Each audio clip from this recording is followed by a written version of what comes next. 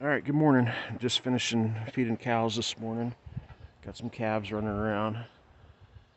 We got another storm coming in. It's currently supposed to get maybe 3 inches today. So we're just finished feeding. Threw another hay bale out. Got everybody grained. Calves are doing well. Starting to look at how much hay I have left for the winter. I think I got about a month and a half, 2 months. So I might have to sell about 4 or 5 cows on a stalker sale.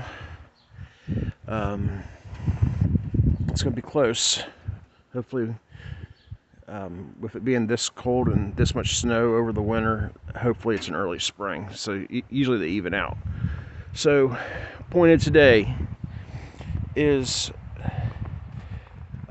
stacking buckets. Who would think that would be an interesting topic? So done this, fed cows all my life. I think there's 13 buckets in here right now. And something I've learned over the years is cause of failure analysis.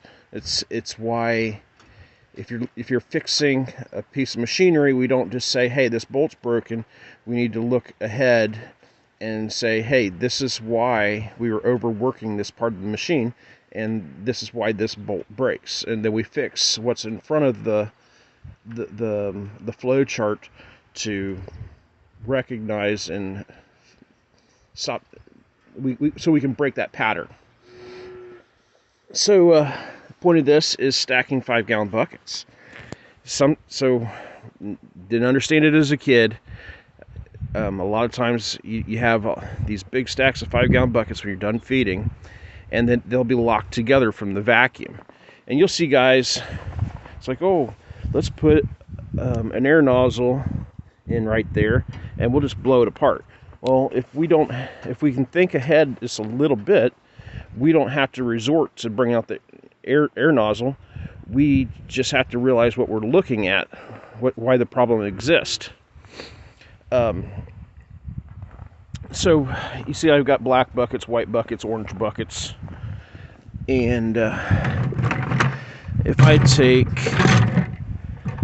one, and usually if they have a little water in them, it's got a little bit more of a seal. If I slide 2 black buckets together, they will, or we slide 2 white buckets together, they'll vacuum lock. It's because they're coming off, they're completely symmetrical, and the tolerances are perfect. When you stack them like this, you'll be pulling, and you just destroy handles. I mean, I buy a lot of oil, but I don't have enough buckets just to waste. And something I've noticed in the last year, it's like, why does this fail?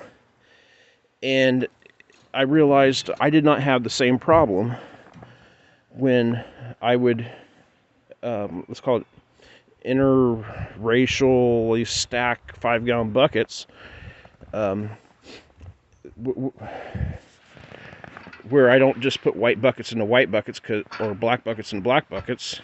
I alternate it back and forth, because 9 times out of 10, maybe 19 times out of 20, I can just go right down the line and just barely pull on it, and the buckets will fall apart.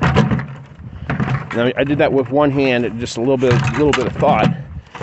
So the dimensions are just off. They're just, you can see that they're different manufacturers. I got some from Traveler that are white. I got some from John Deere that are white. I've even got a Harbor Freight orange one in there. But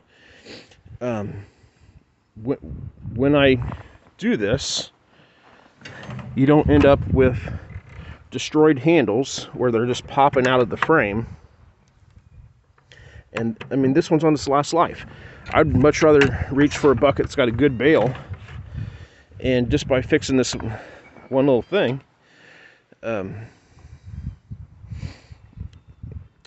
You don't have stuck buckets. I mean, it's like saying people are the same. Black people are just like white people, and they're clearly not, because they have certain diseases that they're prone to that white people don't have, like sickle cell anemia.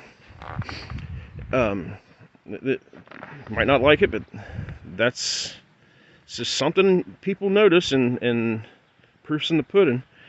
But so if you stack your buckets, you get longer life out of them if you go back and forth, black and white, because I was always sticking buckets just together, just randomly, and there'd be stacks that I would just destroy the bucket every day. And now I'll wear the plastic out before I wear the bale out. So anyways, you guys have a blessed day.